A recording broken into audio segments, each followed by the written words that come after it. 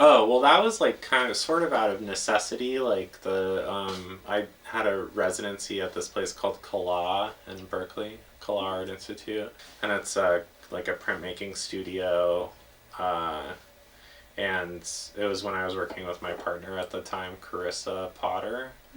Um, and when our residency ran out and we split, um, I moved into the basement, and I was so used to having like a silk screen set up, letterpress, all these things that we started to make a silk screen setup down here, but I couldn't like I couldn't continue to like print and produce work at the same level. So I started researching like photocopiers, and I found that a risograph was really similar to a silkscreen, but you could do it in volume, and it had some of the same principles like color separations, layering. Um, and so I found a church that was off of Dolores Park that was selling their Rizo for like $200.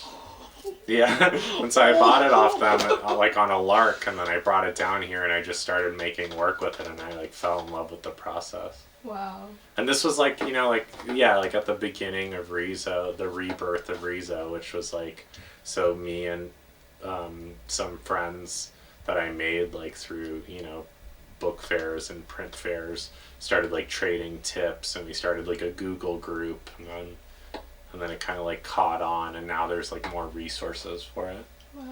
Mm-hmm. Nice. And you were also holding the art book fair, right? So Yeah. And so that all came out of that, because like when we started making books and selling them at other fairs, then eventually we were just like, oh, we should start our own fair. And so me and David started it with Park Life, which was a store in the Richmond district, run by Jamie Alexander and Derek Song. And then we approached Minnesota Street Project, which is the venue, and asked them if we could have it there. And then they became like our third partner. Yeah, I mean the book fairs are like kind of like what makes it all possible, like to be a small press art book publisher, because it's where you not only can sell your work directly to the public, which is very important for us because we make so few of them that when they go to stores, the store takes 40-50%. And so that becomes important, but also it's the place where you like trade ideas and techniques, and it's really important to talk to other publishers. I'm super grateful to be a part of that community, because like it's everyone making their own art and work with other artists that normally are people that aren't like superstars, like just normal working artists, and like sharing it within a community that can self-sustain and buy each other's stuff. Like I often feel that like all the books we make, we just sell to other art book publishers. You know what I mean? Like there's very few people that buy them that aren't just people that are also doing the same thing. Yeah. But I love that, like, because it's like we're trading ideas and these artists that we don't know about, and to me there's something like, it's a really easy way to exchange ideas.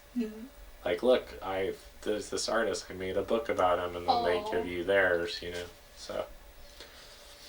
How do you define, like, maybe the style for Kova Press? Oh man, I mean, I think that number one is that we're fans, like was what I was saying, like it's a fan zine. We only publish things that we're like completely, desperately obsessed with, like I love every, like the Basement Tapes books, which is like our VHS collection.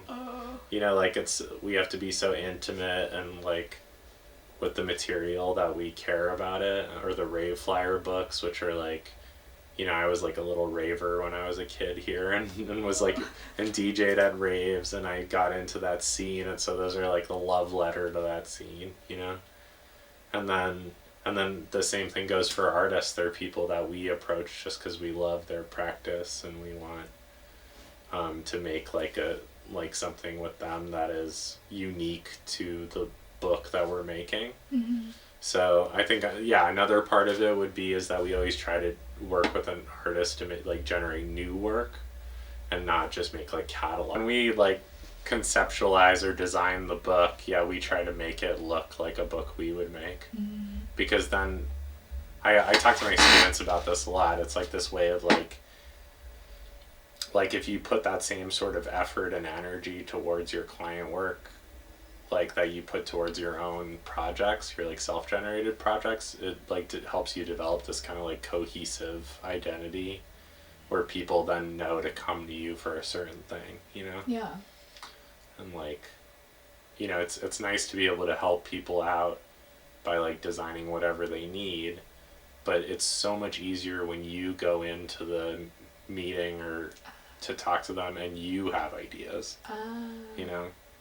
Because otherwise you're just like responding instead of being active, you know? Oh. It's like when other people do it, they're counting on you to have that knowledge and that skill and that desire to want to make it, you know, art, because otherwise they're just paying you and you make this like lifeless book for them and then it does nothing for them, you know? Yeah.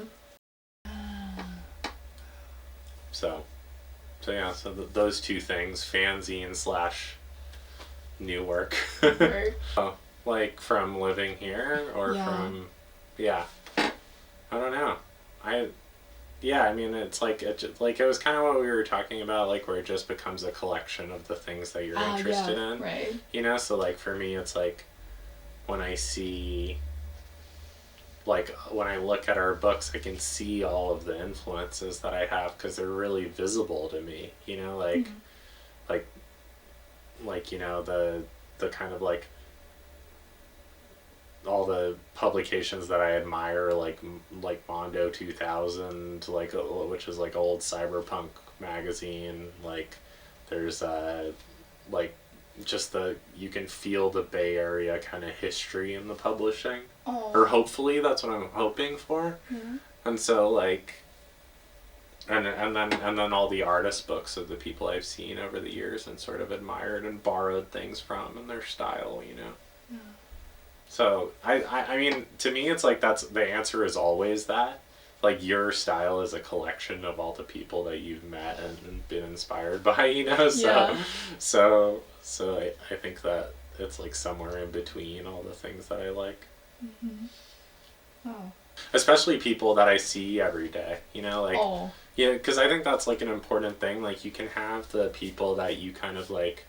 Yeah, you know, like the Mark Lecky who lives in like London, you know, that I admire as an artist, but like, but it's so important to have those people that are around you too, because you can actually talk to them about their work.